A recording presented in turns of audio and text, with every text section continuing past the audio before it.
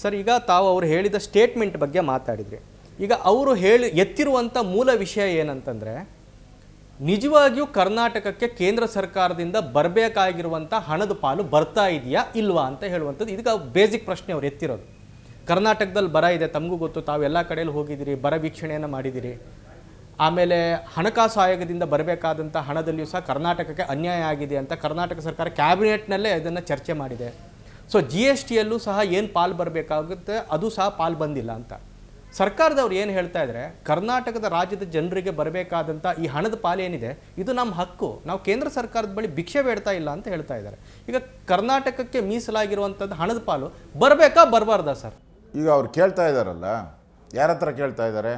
ಕೇಂದ್ರದಲ್ಲಿ BJP. ನೀವು 27 ಮಂದಿ MP ಗಳಿದ್ದಾರೆ, ಒಬ್ಬರು ಬಾಯೇ ಬಿಚ್ಚಲ್ಲ ಅದ್ರ ಬಗ್ಗೆ ಅಂತ ಆರೋಪ ಮಾಡ್ತಾರೆ ಅವರು. ದೃಷ್ಟಿಗೊಬ್ಬರು ಇದ್ದಾರಲ್ಲ ಕಾಂಗ್ರೆಸ್ ಅವರು, ದೃಷ್ಟಿಗೆ ಒಂದೇ ಒಂದು ದೃಷ್ಟಿ ಬೊಟ್ಟು ಇದೆಯಲ್ಲ, ಅವ್ರು ಯಾಕೆ ಕೇಳಲಿಲ್ಲ? ಅವರು ಪಾರ್ಲಿಮೆಂಟಲ್ಲಿ ಕೇಳಬೇಕಾಯ್ತು, ಎದ್ದು ನಿಂತ್ಕೊಂಡು ಗಲಾಟೆ ಕೂಗಾಡಬೇಕಾಯ್ತು, ಧರಣಿ ಮಾಡಬೇಕಾಯ್ತು. ಏನು ಮಾಡಿದ್ದೀರಾ?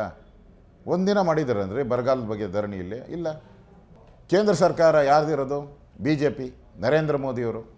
ಆಯ್ತಪ್ಪ, ನರೇಂದ್ರ ಮೋದಿಯವರು ತಪ್ಪು ಮಾಡಿದ್ದಾರೆ ಅಂತ ಇಟ್ಕೊಳ್ಳಿ, ನೀವು ಮಾಡಿಲ್ಲ. ನಿಮ್ಮ ಸರ್ಕಾರ ಐತಲ್ಲ 10 ವರ್ಷ, ಮನಮೋಹನ್ ಸಿಂಗ್ ಇದ್ದಾರಲ್ಲ 10 ವರ್ಷ, ಅವಾಗೇನು ಕಡ್ದು ಬಾರ್ಲಾಕಿದ್ದೀರ? ಏನು ಬರಲಾಕಿದ್ದೀರ ಕಡ್ದು? ಅವಾಗ ನೀವೇನು ನಮಗೆ ಅನುದಾನ ಕೊಡ್ತಾಯಿದ್ರಿ? 10 ವರ್ಷದಲ್ಲಿ ಅನುದಾನ ಬಂದಿರೋದು 80,000 ಕೋಟಿ. 80,000 ಕೋಟಿ 10 ವರ್ಷದಲ್ಲಿ ಮನಮೋಹನ್ ಸಿಂಗ್ ಸರ್ಕಾರದಲ್ಲಿ ಕೊಟ್ಟಿರೋದು. ನಾವು ನಮ್ಮ ನರೇಂದ್ರ ಮೋದಿಯವರು ಕೊಟ್ಟಿರೋದು, ಇವರು 80,000 ಕೋಟಿ ಕೊಟ್ಟಿದ್ದಾರೆ. 2,83,000 ಕೋಟಿ ಕೊಟ್ಟಿದ್ದಾರೆ. 2,83,000 ಕೋಟಿ, 253% ಎಕ್ಸ್ಟ್ರಾ ಕೊಟ್ಟಿದ್ದಾರೆ. ಯಾರು? ಮನಮೋಹನ್ ಸಿಂಗ್ ಕೊಟ್ಟಿರೋದಕ್ಕೆ. ಬರದ ಬಗ್ಗೆ ಬಂದ್ರಿ. ಬರದಲ್ಲಿ ಇದುವರೆಗೂ ಕಾಂಗ್ರೆಸ್ ಸರ್ಕಾರ ಇದ್ದಾಗ 3,200 ಚಿಲ್ಲರೆ ಕೋಟಿ ಕೊಟ್ಟಿದ್ದಾರೆ. ನರೇಂದ್ರ ಮೋದಿಯವರು ಇದುವರೆಗೂ 9.5 ವರ್ಷದಲ್ಲಿ 11,000 ಕೋಟಿ ಕೊಟ್ಟಿದ್ದಾರೆ. ಅಂದ್ರೆ 4 ಪಟ್ಟು 3.5 ಪಟ್ಟು ಜಾಸ್ತಿ ಕೊಟ್ಟಿದ್ದಾರೆ. ಎಲ್ರಿ ಅನ್ಯಾಯ ಆಗಿದೆ? ಹೇಳ್ಬೇಕಿದೆಲ್ಲ. ರೈಲ್ವೆಗೆ ನೀವು ಎಷ್ಟು ಕೊಟ್ಟಿದ್ದೀರಾ ಹೇಳಿ ಫಸ್ಟು? ನೀವು ಕೊಟ್ಟಿರೋದು 10 ಪಟ್ಟು ಜಾಸ್ತಿ ರೈಲ್ವೆಗೆ ಕರ್ನಾಟಕಕ್ಕೆ ಬಂದಿದೆ. ರೋಡಲ್ಲಿ ಕ್ರಾಂತಿ ಮಾಡಿದ್ದಾರೆ ಗಡ್ಕರಿ ಅವರು. ಹಿಂದೆ ನಿಮ್ಮ ಮನಮೋಹನ್ ಸಿಂಗ್ ಇದ್ದಾಗ ಏನು ಕೊಟ್ಟಿದ್ದಾರೋ ಅದಕ್ಕೆ 20 ಟೈಮ್ ಜಾಸ್ತಿ ಕೊಟ್ಟಿದ್ದಾರೆ. ಇವೆಲ್ಲ ಕಣ್ಣು ಕಾಣಿಸಲ್ವಾ ನೀವು? ಈಗ ಸರ್ಕಾರದವರು ಕಂಡ್ರಿ ರೀ. ಅಲ್ಲ, ರಾಜ್ಯ ಸರ್ಕಾರದವರು ಕೇಂದ್ರ ಸರ್ಕಾರದ ಮೇಲೆ ಏನು ಗೂಬೆ ಕೂರಿಸ್ತಾ ಇದ್ದಾರೆ ಅಂತನಾ? ಪ್ರಶ್ನೆನೇ ಇಲ್ಲ.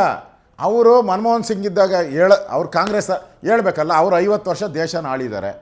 ನೋಡಪ್ಪ, ನಾನು ದೇಶದಲ್ಲಿ 50 ವರ್ಷ ಆಳಿದ್ದೀನಿ, ನಾನು ಹಿಂಗೆ ಒಳ್ಳೆ ಕೆಲಸ ಮಾಡಿದ್ದೆ, ನಾನು ಕರ್ನಾಟಕಕ್ಕೆ ಇಷ್ಟು ದುಡ್ಡು ಕೊಟ್ಟಿದ್ದೆ, ಮೋದಿ ಬಂದಮೇಲೆ ಕರ್ನಾಟಕಕ್ಕೆ ಬಂದಿಲ್ಲ ಅಂತ ಹೇಳ್ಬೇಕು. ಟ್ಯಾಲಿ ಹಾಕಲಿ, ರಾಜ್ಯ ಜನ ನೋಡ್ತಾರೆ. ಅಲ್ಲ, ಇವ್ರು ನೋಡಿದ್ರೆ ಬರಕ್ಕೆ ನಮಗೇನು ಹಣನೇ ಕೊಟ್ಟಿಲ್ಲ, ಇವರು ನಮಗೇನು ಮಾಡೋಕ್ಕಾಗ್ತಾ ಇಲ್ಲ, ಕರ್ನಾಟಕದಲ್ಲೆಲ್ಲ ಭೀಕರ ಬರಗಾಲ ಇದ್ರೂ ಸೆಂಟ್ರಲಿಂದ ಏನು ಹಣ ಬರದಿರೋ ಕಾರಣಕ್ಕಾಗಿ ನಮಗೇನು ಮಾಡ್ಲಿಕ್ಕೆ ಆಗ್ತಾ ಇಲ್ಲ ಅಂತ ಇವರು ಈ ಕಡೆಯಲ್ಲಿ ಬೇಸರ ವ್ಯಕ್ತಪಡಿಸ್ತಾರೆ. ಬೇಸರ ಅವ್ರಿಗಲ್ಲ ರೀ,